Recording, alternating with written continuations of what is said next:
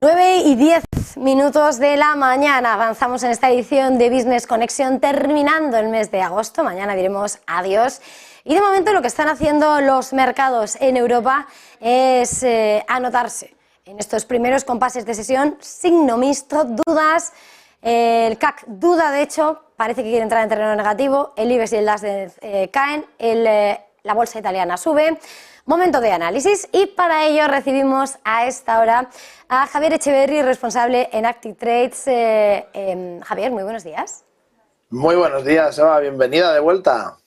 Encantada, sobre todo, de hacerlo de tu mano, Javier. ¿Cómo ves este arranque de sesión?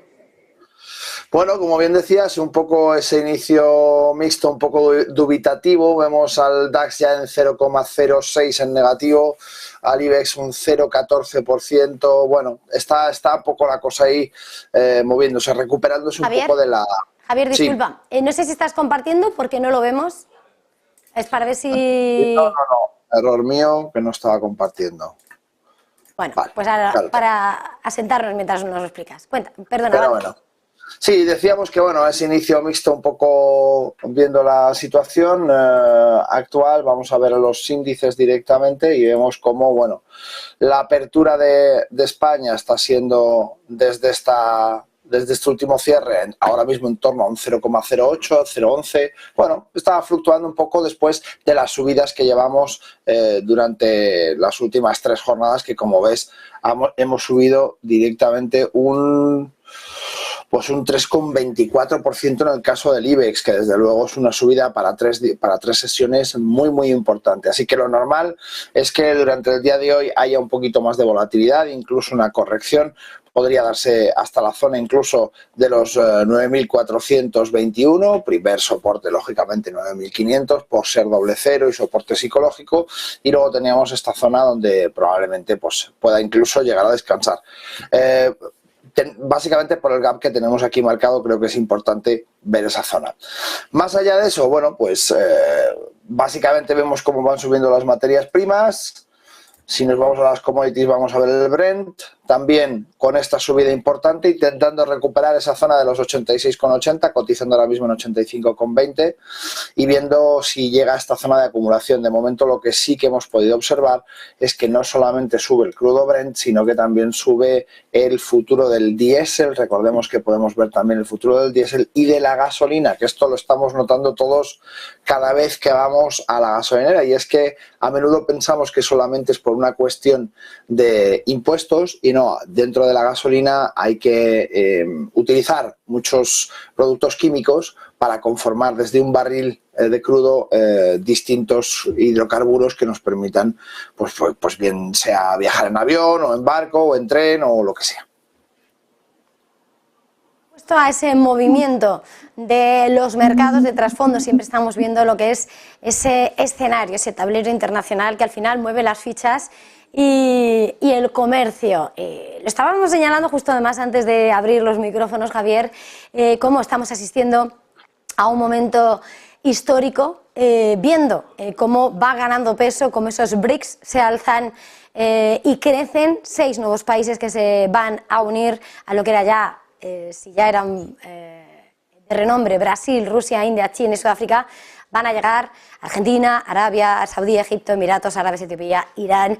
¿Qué supone y qué puede provocar ese bloque, esa unidad de estos países?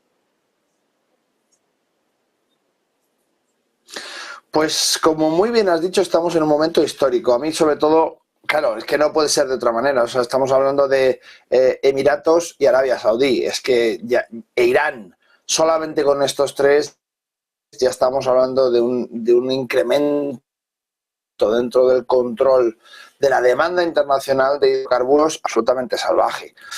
Esa posibilidad de incluir el yuan como moneda de intercambio dentro de los BRICS, que parece ser cada día más real, nos habla de una desdolarización importante. No significa, yo escucho últimamente mucho la palabra amenaza.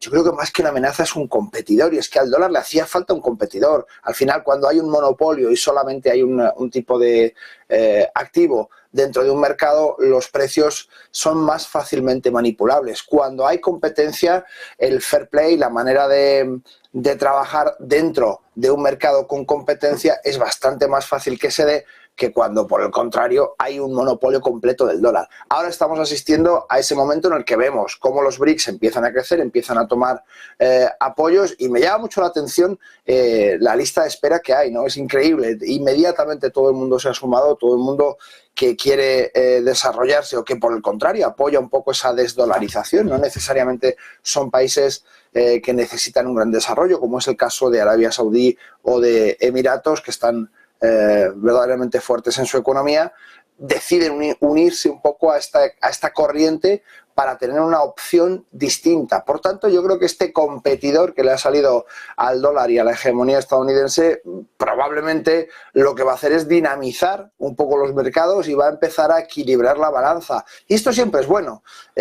A mí no me parece mal, y quiero decirte, además vemos cómo hay muchos de los países de Sudamérica, habiendo entrado ya a Argentina, que están empezando a frotarse las manos por ese apoyo, por esa posibilidad, por esa puerta que se les está abriendo a economías que están quizá un poco más recesivas o que han sufrido procesos inflacionarios verdaderamente fuertes, como es el caso de Venezuela, que también ha hecho su instancia para ver si es aceptada dentro de los BRICS. Bueno, pues realmente me parece muy interesante y, como hubieras dicho, un momento absolutamente histórico para poder ver los mercados, para poder entender ese flujo de oferta y demanda y para poder entender un poco cómo se está moviendo el tablero geopolítico y sobre todo macroeconómico.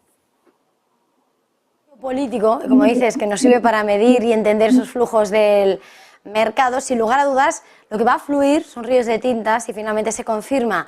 Y cuando finalmente se confirme esa noticia de la que nos hemos ido haciendo eco en las últimas horas, de la que informaba sobre ese posible viaje de Putin fuera de Rusia desde que se dictase esa orden de arresto de la Corte Penal Internacional de la Haya, ya hace unos cuantos meses. Iba, eso sí, a las zonas que incorpora su perímetro en Ucrania, Rusia, pero China sería su primer destino, sería en octubre, y a invitación de Xi Jinping para asistir a un foro. ¿Qué puede suponer o cómo de alguna manera afianza la solidez de esos lazos si se constata esa visita? Bueno, desde luego es cuanto menos llamativo, ¿no?, que sea Xi Jinping el que ha invitado a Putin en esta actual situación. Tenemos que tener en cuenta que en la cumbre de los BRICS que se realizó en los pasados días no fue a Sudáfrica, y por tanto, bueno, pues teníamos todos asumidos como que hasta que no terminara la guerra Putin no iba a salir del territorio ruso, y aquí tenemos una invitación directa por parte de uno de los socios más importantes de los BRICS a otro de los socios más importantes de los BRICS en una situación muy compleja. Yo entiendo que la situación a Putin se le está alargando más de lo que él quisiera y, por supuesto, empieza a recrudecerse hasta un punto importantísimo. Yo creo que en ninguna quiniela de Putin rezaba todo este tiempo que está aguantando Ucrania, y creo que es un poco algo que él estará intentando ver la manera de terminar esta guerra. Desde luego, Putin tenemos muy claro que sin una victoria no va a terminar la guerra, y esto es algo que hemos comentado en muchas ocasiones. Él tiene muy claro que no va a parar de pelear hasta que no sea vencedor o no se declare vencedor de alguna manera que a él le satisfaga. Y bueno, me imagino que Xi Jinping lo que está es tratando un poco de apaciguar, porque tampoco nos viene bien una guerra tan duradera, tan larga a la economía global, y probablemente la fundación y la refundación de estos BRICS con los nuevos socios, pues es algo al que no le viene del todo bien que uno de los socios más importantes no pare de gastar dinero, esté bloqueado constantemente, y por tanto, bueno, me imagino que tendrá bastante que ver con la parte de un poco de los presupuestos que está utilizando para la guerra y cuál es la previsión que tiene para poder terminar esta situación, ¿no? Imagino que irá bastante por ahí. Pues muchísimas gracias por este tiempo una vez más. Javier, a todo esto, y por terminar, volviendo un poco más a los mercados, estamos a punto de terminar el mes de agosto, ya vamos a encarar ese último cuatrimestre del año, ¿hacia dónde va a apuntar la estrategia? ¿Cómo apuntas ese horizonte a la hora de buscar las oportunidades, la inversión? Bueno, yo creo que más que hacia dónde tenemos que pensar en sectores, ¿no? Creo que la banca va a estar bastante bien en este final de año. Hay un movimiento importante por parte de Estados Unidos para terminar de afianzar un poco esa banca regional que está un poco más debilitada y que están tomando nuevas medidas para reforzar con bonos, depósitos y bonos a 10 años, y creo que esto va a ayudar bastante a afianzar un poco esas dudas sobre la estabilidad de la banca. Es un sector que está funcionando muy bien.